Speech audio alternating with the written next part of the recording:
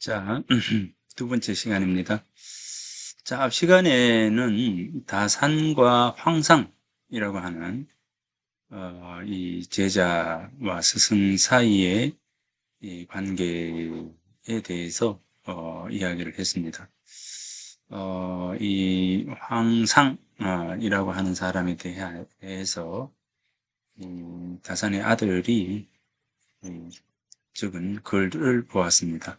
자, 그러면 이제 이 황상이 75살, 75세에 쓴 글, 75세, 75세에 쓴 글, 임술기라고 하는 글을 한번 보겠습니다. 먼 옛날 임술년에, 먼 옛날 임술년, 즉, 저희 황상이 다산 정약용을 강진에서 만나던 날이 바로 이제 임술년이었다는 거죠. 임술년 10월 10일 날 이 다산을 처음 이렇게 만났었다는 겁니다.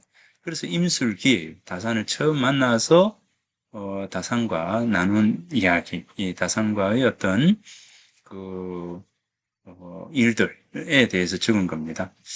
근데 이제 소동파, 이 동파 서식이죠. 이 동파가 바로 적벽강에서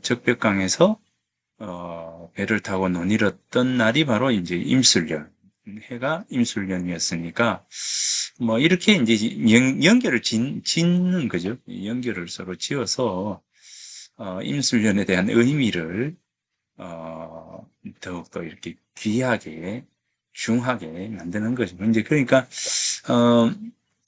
무엇이든지 글을 쓰면서 의미를 부여를 하잖아요. 이제 의미를 부여를 할 때, 그 의미를, 어떤 방식으로 내 쪽으로 좋은 쪽으로 가져올 거냐, 이거예요.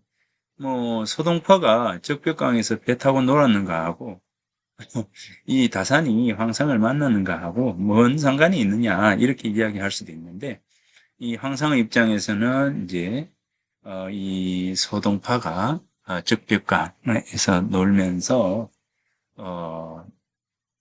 이 적벽부를 쓴 그 부분들에 대해서 이 의미를 두고 있는 것 같습니다.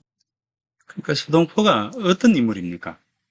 이 중국 사람들은 문학에는 소동파, 문학에는 소동파, 사상에는 누구요? 주희, 주자. 우리나라의 성리학을 만들어서 우리나라가 이제 주자의 성리학을 받아들이죠. 그러니까 이제 우리나라는 실제 이제 공자의 그 유학이 아니라 이제 주자의 성리학을 받드는 이제 그런 나라입니다. 이제 그러니까 우리가 이제 공자의 유학을 원시 유학이라고 하고 주자의 유학을 신유학이라 하거든요. 그러니까 이 신유학이 가지고 있는 특징은 뭐냐면 신유학은 이제 궁리진성이라고 해서 이치를 공부해야 하고 내 본성에 대해서 깊이 연구하는 그런 학문이에요. 이제 그러니까 이 궁리진성 이렇게 해서 이치와 본성에 대해서 이치와 본성에 대해서 공부를 하는 그 학문이 바로 이 성리학이에요. 예, 그래서 이 성리학은 이게 이제 문학에는 소동파, 그죠? 적벽부를 쓴 소동파이고 그다음에 이제 이 사상에는 주희라고 하는 거죠. 이 사상에는 주희.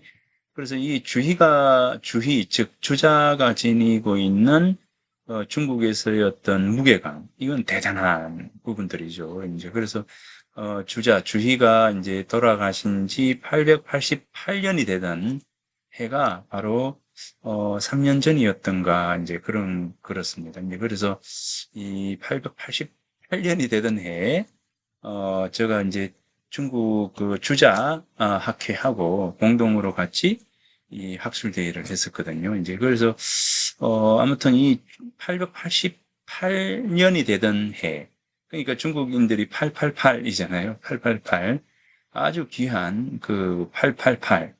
이 팔이 세 개나 나오는 그 해에 세계의 이제 성리학을 공부하는 학자들을 다 모았어요. 이제 그래가지고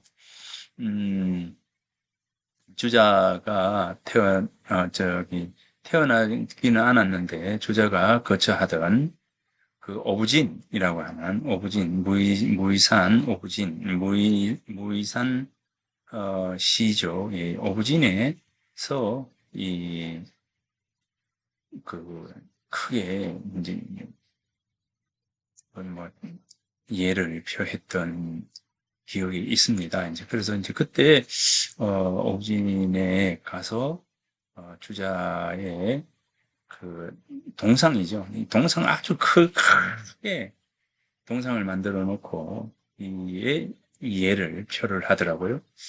그래서 이제 이 주자가 가지고 있는 그 중국에서의 어떤 위치 이게 대단합니다. 네. 그래서 사상에는 주의예요.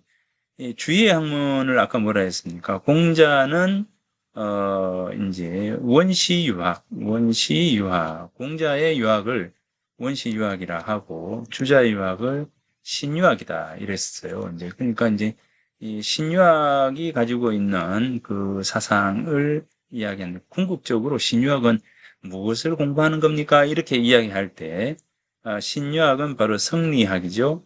이 성리학과 이제 같은 뜻을 가지고 있는 게 같은 뜻이 아니라 성리학은 공리, 진성이라고 하는 이 네 글자가 준말이 바로 성리예요. 공리, 진성.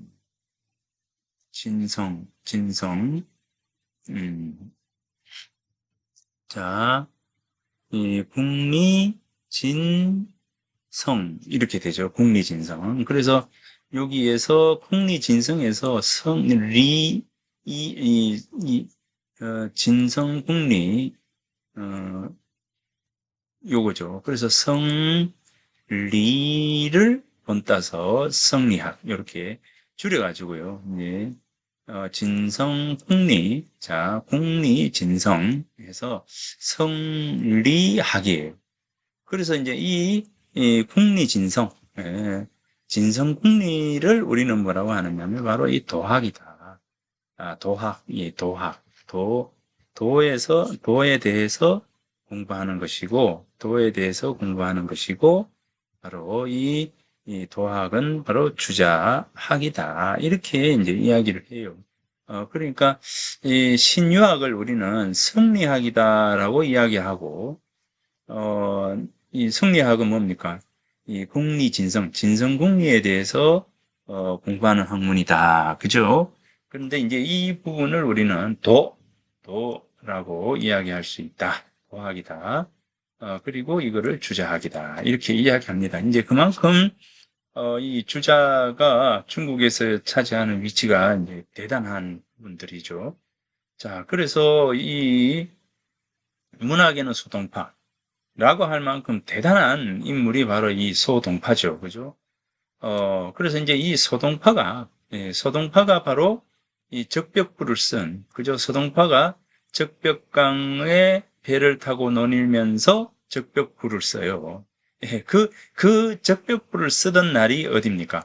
어느 날, 바로 임술전이었다는 거죠. 그런데 그 임술년, 물론 이제, 연도는 다르죠. 연도는 다른데, 간지를 놓고 봤을 때 바로, 이 소동파가 적벽강에서 적벽부를 쓰면서 논일던 해가 임술년이니까 그 임술년이 바로 임술년에 본인이 열수라고 해서 열수는 누구냐면 다산을 이야기합니다. 열수 선생님을 만났다라고 하는 겁니다. 그래서 이 스님께 제자의 예를 갖추었다니까 열수를 만났다는 거죠. 고금의 한 바가 같지는 않지만 이 소동파는 배 타고 논일면서 시를 적었지만 이 본인은 선생님을 자기 스승을 처음 만나던 날이라는 거죠. 그러니까 물론 동파와 자기가 한 일이 달라요. 한 일이 다르지만 이 연도가 희한하게 일치가 된다. 그러니 이제 이 연도가 의미가 있는 것이죠. 금년에 또 임술년을 맞는 거예요. 그러니까 어떻게 됩니까? 60이라고 하는 이런 60년이 지난 거예요. 그러니까 임술년에 다산을 만나서 또다시 임술년을 맞이한 겁니다. 그러니까 60년이 지난 거예요. 그 15살에 황상이 다산을 만났는데 지금 이 글을 쓰는 때는 75살이다. 75살에 노인인 황상이 바로 임술기 다산을 처음 만났을 때의 그 광경, 그때 서로 나누었던 대화를 적고 있는 겁니다. 자, 그런데 이제 이날 그 황상에게 있어서 다산이 한 말이 대단한 말입니다. 자, 임술년을 만나 지나간 옛날을 돌아보며 일시를 꼽아 보노라니 온갖 생각이 한꺼번에 일어나 한 시대의 마음 졸이는 사람이라고 할 만하였다. 내가 제자의 예를 갖춘 지 1회째 되는 날, 7일째 되던 날 다산이 문사를 공부하라는 글을 내리셨다. 그 글은 이러하다. 내가 산석에게 문사를 공부할 것을 권했다. 산석은 머뭇하더니 부끄러운 빛으로 사양하며 이렇게 말했다. 제가 3가지 병통이 있습니다. 자, 이 산석이 누구냐면 황상이에요. 그죠? 제가 3가지 병통이 있습니다. 자, 황상에게 넌 이제 문사, 글을 배워라. 역사도 익히고, 그죠? 글도 배워라. 라고 이야기를 하니까, 산석, 황상이, 아이고, 제가 그럴 만한 위인이 못 됩니다. 제 같은 사람이 어떻게 이제, 글을 익히겠습니까? 라고 말하는 거예요. 그래서 제가 3가지 병통이 있다는 거죠. 첫째는 둔하다. 선생님이 가르쳐 주시면 제가 이해가 둔해요. 그러니까 잘 이해할 수도 없고 모든 게 이제 둔합니다. 둘째는 뭡니까? 막힌 것입니다. 막혔습니다. 그죠? 막힌 사람입니다. 그죠? 막힌 사람입니다. 셋째는 뭡니까? 답답한 사람입니다. 예, 답답한. 이 창알 이래 되는데 답답하다. 이런 어떤 병통이 있습니다. 자, 첫째는 둔하다. 지혜롭지 못하고 아둔하다라고 하는 것이고, 둘째는 꽉 막힌 사람이다. 이제 병통이 없다. 꽉 막힌 사람이다. 세 번째는 창알 이렇게 해서 답답한 사람입니다. 이렇게 대답을 합니다. 그렇게 이제 이야기를 하니까 다산이 말합니다. 배우는 사람에게 큰 병통이 3가지가 있는데, 자, 이 황상이 3가지가 부족한 사람입니다. 첫째는요, 제가 지혜롭지 못하고 아둔합니다. 두 번째는요, 넓게 이렇게 세상을 바라보지 못하고 아주 꽉 막혀 있습니다. 세 번째는 뭡니까? 이 소탈하지 못하고 답답한 그런 성격입니다. 라고 이렇게 이야기해요. 이제 이러니까 이제 다산이 이 말을 합니다. 배우는 사람에게 큰 병통이 3가지가 있는데, 너에게는 그것이 없구나. 그죠? 첫 번째는 뭡니까? 외우는데 민첩한 거. 빨리 외우는 거예요. 빨리 외우는 거. 머리가 좋아가지고 빨리 외우는 거예요. 빨리 외우는 거. 그죠? 빨리 외웁니다. 빨리 외우. 그러면 이제 우리는 보통 그러죠. 야, 머리 정말 좋아. 한번 보면 알아. 막 이렇게 하죠. 그런데 뭡니까? 빨리 외우게 되면 소홀함이 많아진다는 겁니다. 빨리 외우면 소홀함이 많아진다. 이 이야기를 하는 겁니다. 예, 그러니까 이제 이야기를 하잖아요. 저도 이제 자주 이야기를 하는데 공부는 뭐가 한다고요? 엉덩이가 한다 했어요. 엉덩이가. 오래 앉아 있는 놈이 장땡입니다. 그러니까 오래 앉아 있는 사람이 공부를 잘해요. 공부는요, 머리 좋은 사람은 공부를 어찌 보면 못할 수도 있어요. 왜냐하면 금방금방 아니까 지루해지죠. 물론 이제 대단한 사람들이, 머리가 대단한 사람들이 공부하면 훨씬 더 훌륭하겠죠. 훌륭한데.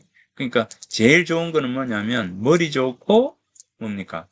엉덩이 찔기고 이런 사람, 이런 사람들이 정말 대단한 성과를 보이죠. 이제 그 뭐 저같이 이제 머리는 나쁘지만 그래도 엉덩이가 좀 질기니까 그나마 이제 공부를 합시고 지금까지 해오고 있는데, 자, 아무튼 그래요. 여기서 다산이 뭐라 했습니까? 외우는데 민첩하면 그 폐단이 소홀한 데 있다. 이렇게 합니다. 둘째는 글짓기를 날려면, 빨리 하게 되면 폐단이 들뜨는 데 있다. 날아다닌다는 거죠. 붕붕붕붕붕붕 이렇게 날아다니, 들뜨는 데 있다. 그 다음에 셋째는 뭡니까? 깨달음이 재빠르면, 빨리 알면은 폐단이 거친 데 있다. 음. 그러니까 이게 외우는데 민첩한, 글도 잘 쓰고, 그죠? 그 다음에 이러면서 탁 깨달아가는 이런 부분들요. 이런 부분들이 있으면 있는데 이렇게 되면 뭡니까? 거칠어진다. 들떠진다. 소홀해진다. 이렇게 이야기하는 거죠. 이 다산이 이 이야기를 했어요. 그런데 황상은 뭘 했습니까? 첫 번째가 둔하와 아둔합니다. 그리고 저는 이제 꽉 막혀 있습니다. 예, 꽉 막혀 있습니다. 그 다음에 세 번째는 뭡니까? 답답합니다. 뭐 이렇게 이 세 가지가 없으니 뭡니까? 세 가지가 없으니 됐다. 이렇게 이야기하는 거죠. 자, 그래서 배우는 사람에게 세 가지 병통이 있는데 너에게는 그것이 없구나. 첫째는 외우는데 민첩하면 그 배단이 소홀한 데 있고, 둘째는 글짓기에 날려면 그 배단이 들뜨는 데 있고, 셋째는 깨달음이 재빠르면 그 배단이 거친 데 있다. 되죠? 둔한데도 드립하는 사람, 냅다 파는 사람, 둔한데 냅하는 사람은 그 구멍이 넓어진다.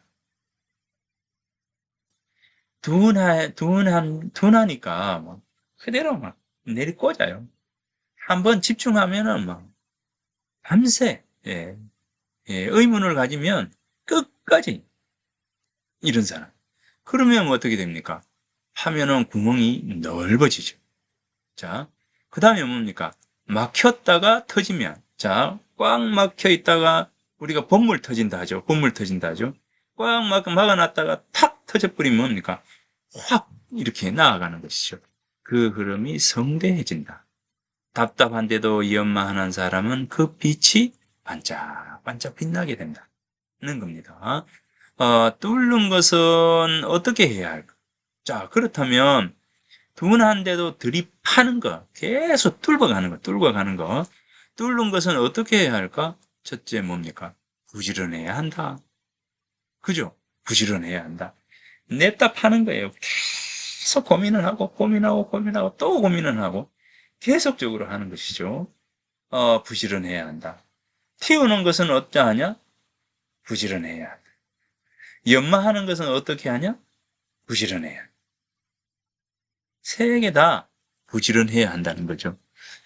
자, 엉덩이가 한다 했죠, 공부는. 오랫동안.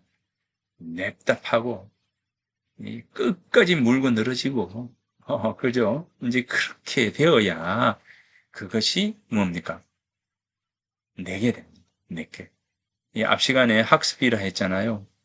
학습이 뭡니까? 머슬 메모리. 몸의 기억이었어요.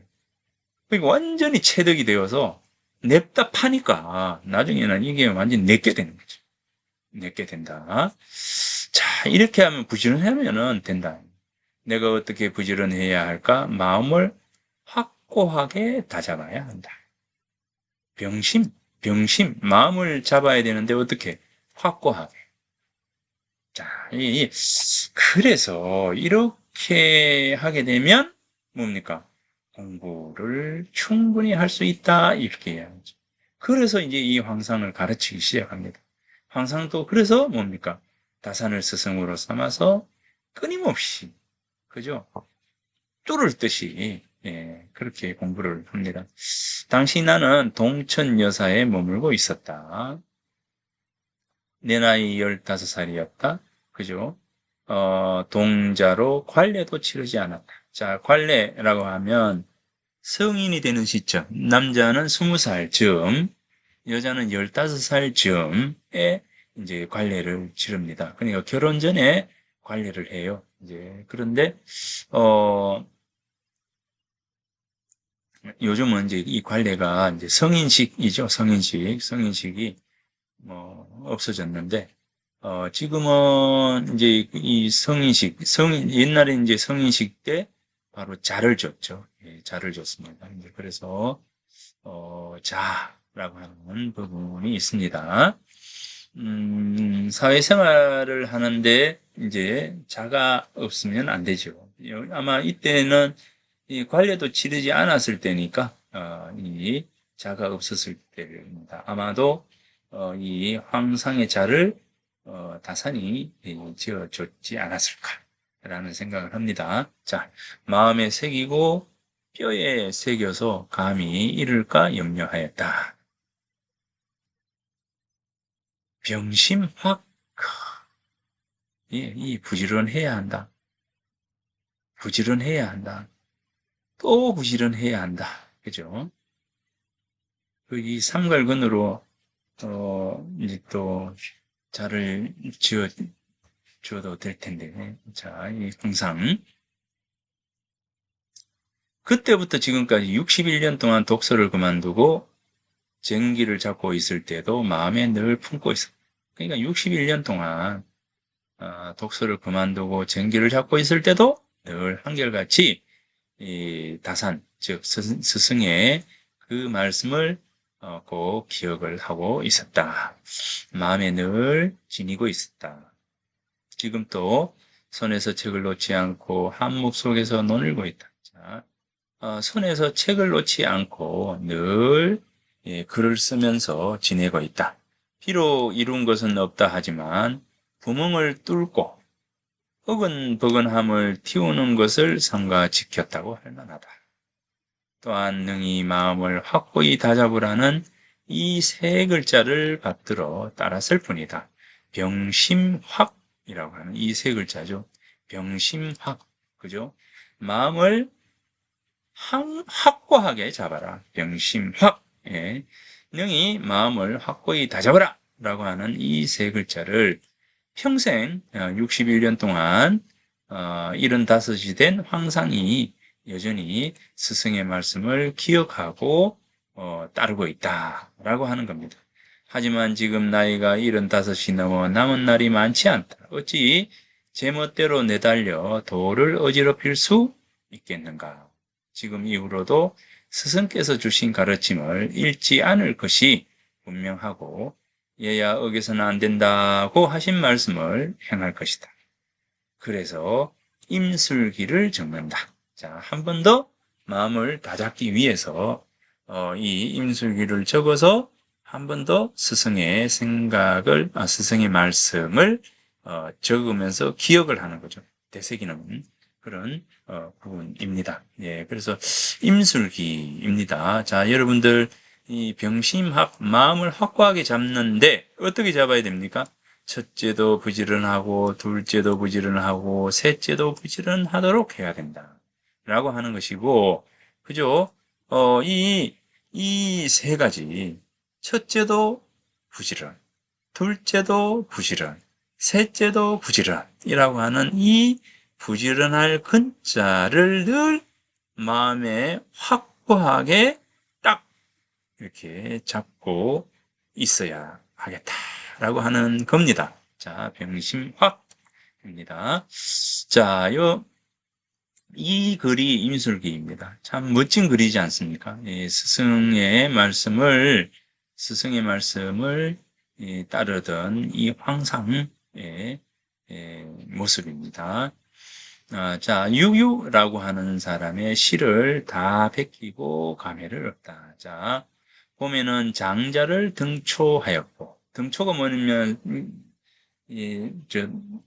쓰는 겁니다. 손수 쓰는 거예요. 이제 그래서 예전 사람들은 이제 이 이제 탈초 뭐 이렇게 해서 계속 이제 써 나가는 겁니다.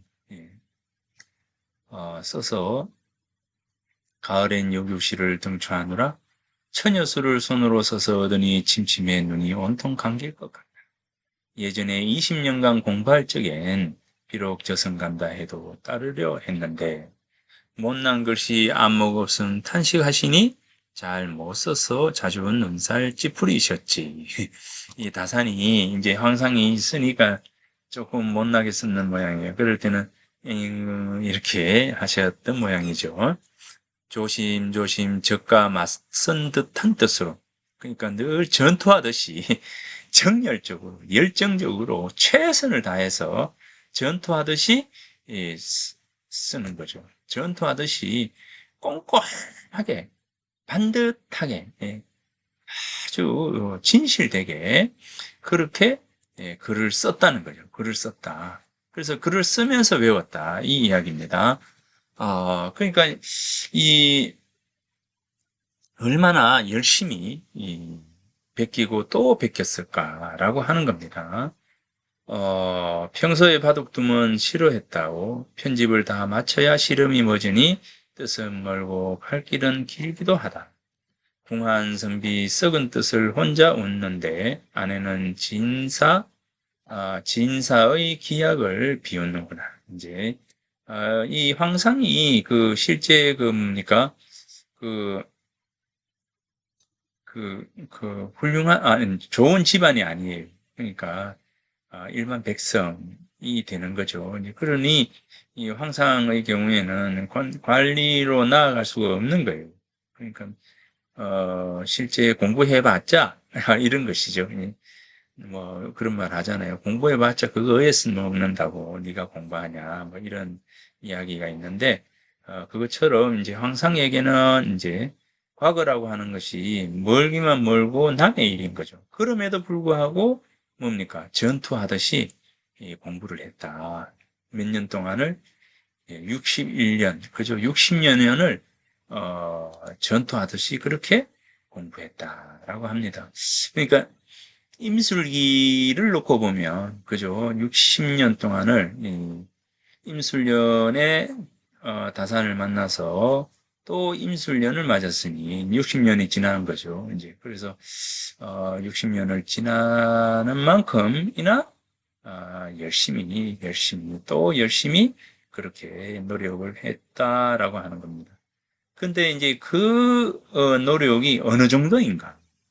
어느 정도로 노력했는가? 자, 이걸 보세요. 과골 삼천, 천은 뚫을 천자예요. 뚫을 천. 뚫을 천. 이 우리가 이제 복사뼈라 그러죠. 다리 발에 있는 복사뼈요. 복사뼈. 이 복사뼈에 구멍이 3번 나다.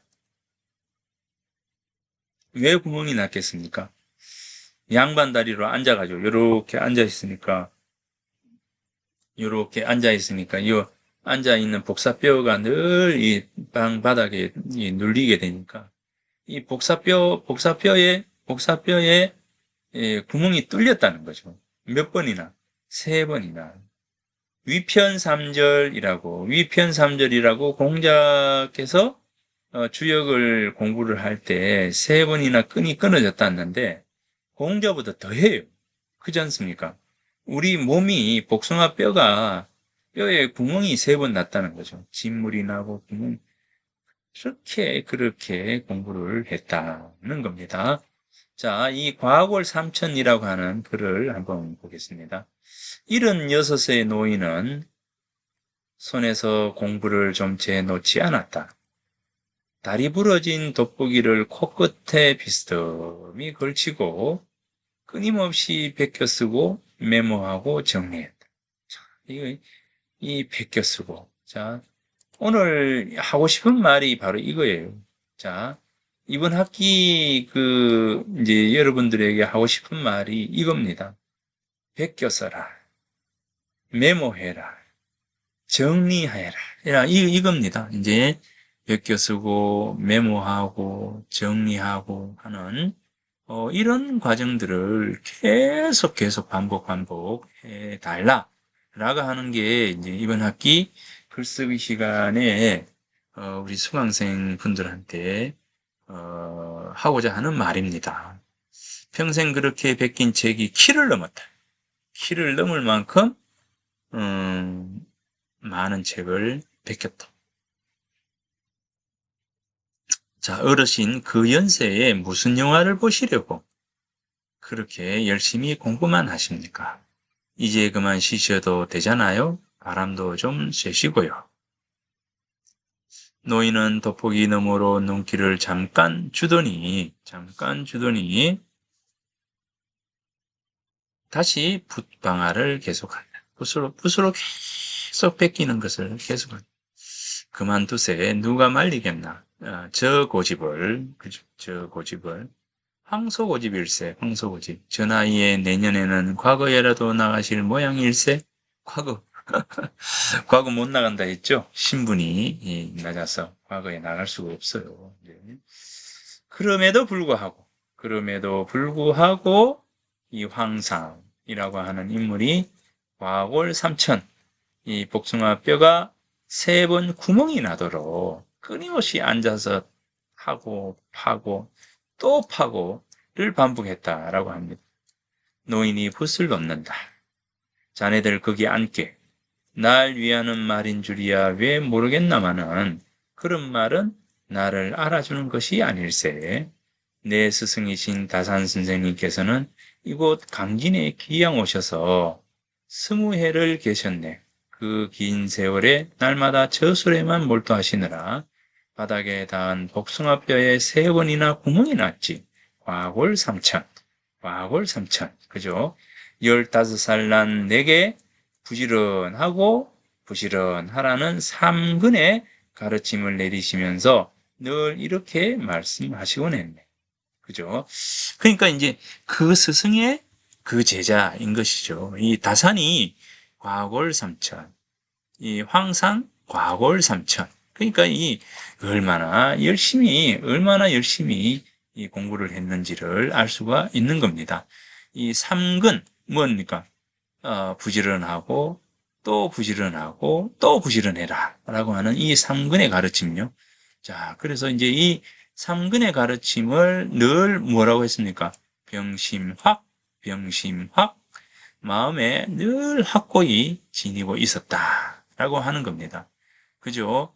여기 다시 보면, 여기 봅니까? 답답한데도 연마하는 사람은 그 빛이 반짝반짝 빛나게 된다. 뚫는 것은 어떻게 해야 할까? 부지런해야 한다. 뚫는 것은 어떻게 해야 하나? 부지런해야 한다. 틔우는 것은 어떻게 하나? 부지런해야 한다. 연마하는 것은 어떻게 할까? 부지런해야 한다. 그죠?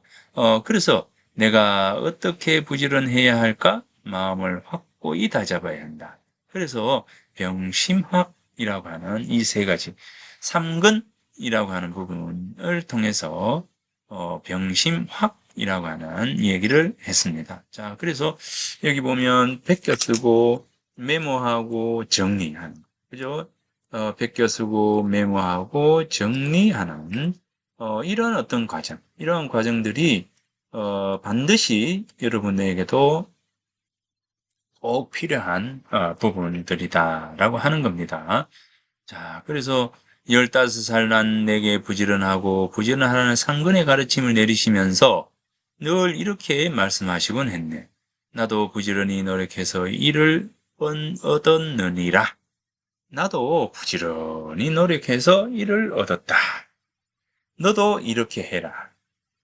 참, 이 다산이 이 어느 정도의 사람인지에 대해서 금장태 교수라고 하는 분이 이런 이야기를 해요. 태계가 대단한 인물인 것은 알지만, 태계의 모습은 이제, 어느 부분에는 태계 선생이 대단하지, 이렇게 이야기하는데, 다산은 그 봉우리가 한두 개가 아니어서, 그죠? 한두 개가 아니어서, 이, 얼마나 그 폭이 넓은지를 알 수가 없다. 이 이야기를 해요. 그러니까 이 다산이 어느 부분에선 다산 이게 아니라 모든 방면에 뛰어난 인물.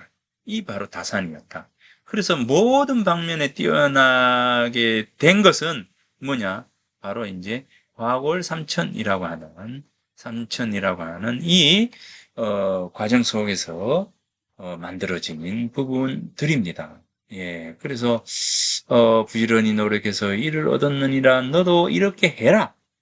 그렇게 이제 몸으로 가르치시고 말씀으로 이르시던 그 가르침이 60년이 지난 오늘까지도 어제 일처럼 눈에 또렷하고 귓가에 쟁쟁하다네. 관뚜껑을 덮기 전에야 어찌 이 지성스럽고 뼈에 사무치는 가르침을 저버릴 수가 있겠는가. 공부를 하지 않는다면 그날로 나는 죽은 목숨이다. 자네들은 다시는 그런 말을 하지 마시게 이렇게 이야기를 했다 합니다. 그래서 이 황상의 이 과골삼천이라고 하는 이 글은 다산과 황상이라고 하는 그 스승의 그 제자의 모습을 보여주고 있습니다. 과골삼천 공부는 대충 해서는 안 되고요. 죽을 죽을 듯이 그렇게 공부하는 것이 이 바르다, 옳다라고 하는 부분입니다. 과거골삼천 꼭 기억을 해두기 바랍니다. 자, 이 다산신문지에서 편지를 받고 마음을 놓았다. 둘째의 글씨가 조금 나아졌구나. 물리도 나아진 듯하다. 그죠?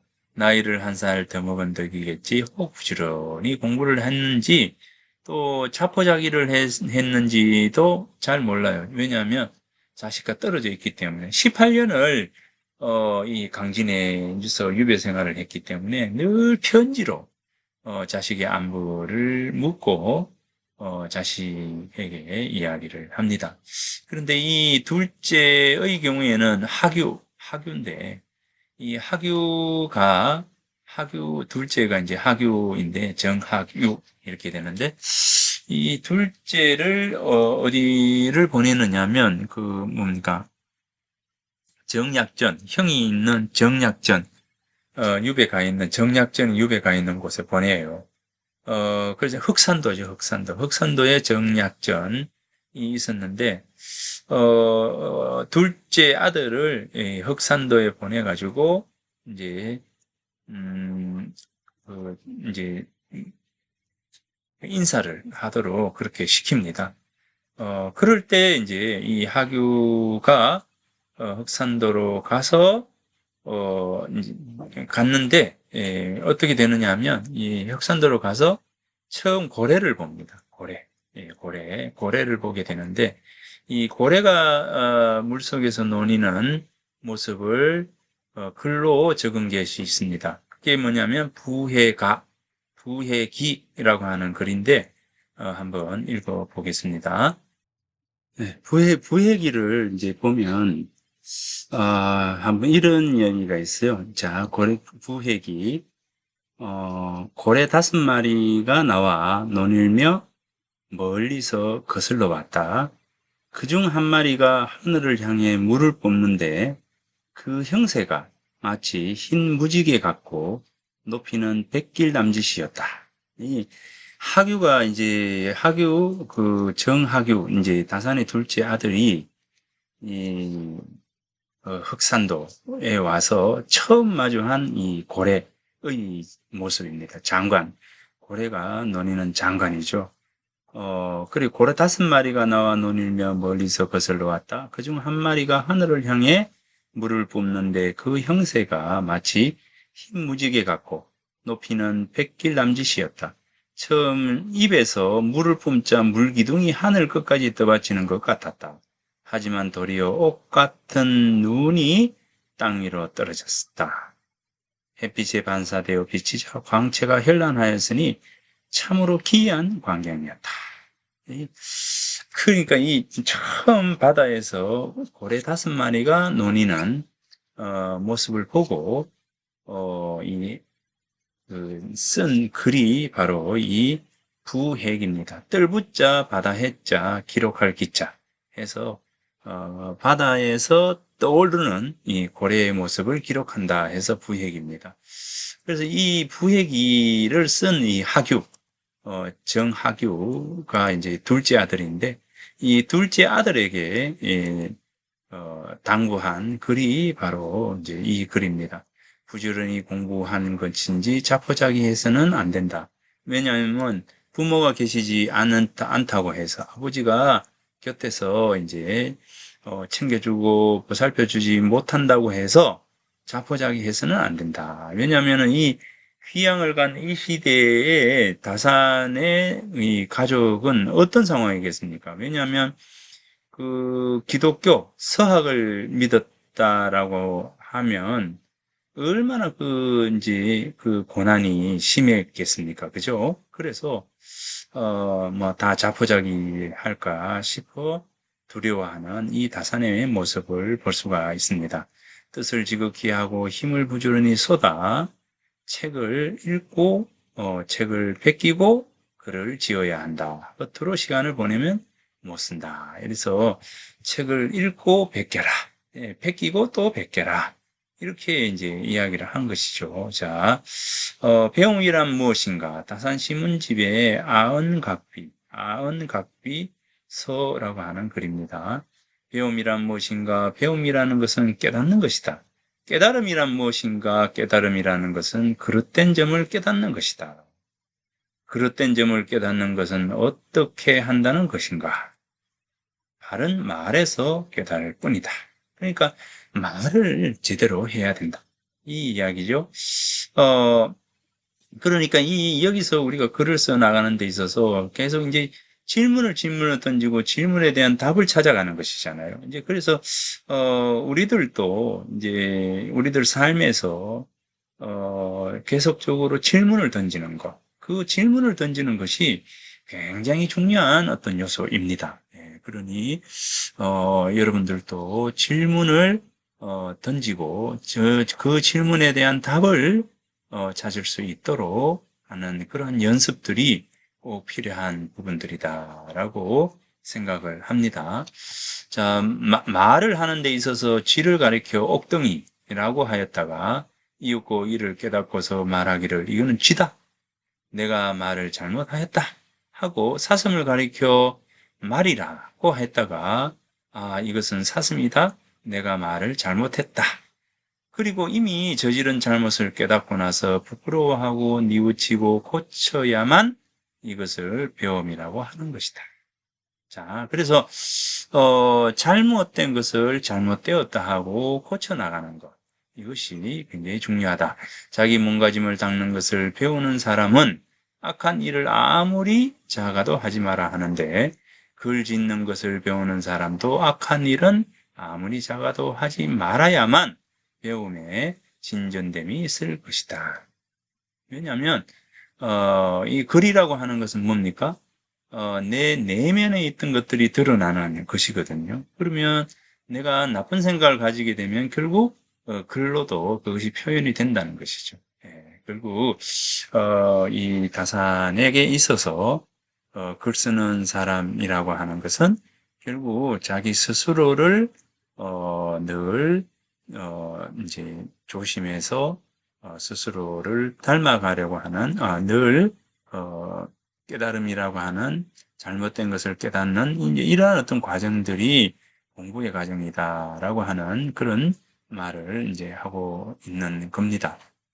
스승이 한 모서리를 들어주면 제자는 나머지 세 모서리를 다 들어 올려야 하고, 자, 이거는 이제 그 논어에 나오는 말이죠. 공자께서 이제 거이루 사무반이면, 그죠? 거이루 사무반. 내가 한 모퉁이를 들었을 때 세 모퉁이로서 되돌아보지 않는다면 나는 가르치지 않겠다. 그죠? 가르치지 않겠다. 이렇게 이야기를 했던 이제 그 부분입니다. 이제 그러니 이 공자께서 논어에서 하신 이 말씀처럼 결국 이제 10가지를 알아야 하는 것이 배우는 사람 칭모다. 이제 한 가지 가르침을 받으면 10가지를 알아야 한다. 10가지를 생각해야 한다는 거죠. 하나를 가르치면 10가지로 생각을 해라. 이 이야기입니다. 자, 하나를 여러분들이 글로 배우면 10가지로서 생각할 필요가 있다라고 하는 점입니다. 자, 그래서 이제 여기까지 자, 오늘은 수업을 마치도록 하겠습니다. 자, 오늘 수고하셨습니다.